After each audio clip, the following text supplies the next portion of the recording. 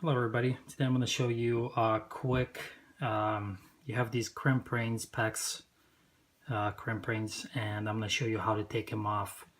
And it's a pretty simple process. There's a little tool that SharkBite sells. It's a crimp ring remover, and this will make your life a lot easier. A lot of people don't know how to use these, so there's this blunt end on one end and then a cutting edge on the other. The blunt end goes inside the pipe so it doesn't damage it, so you can reuse it.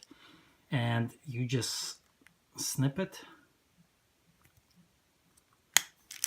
and it's snipped in half, and then you flip the piece to the other side and you make another little snip.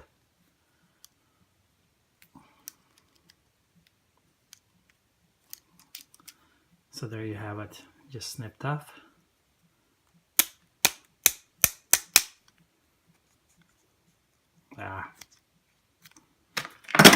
And then just pull this piece off, and this piece is still perfect. There's no cuts in it, so you could put another crimping on and reuse it. Easy tool,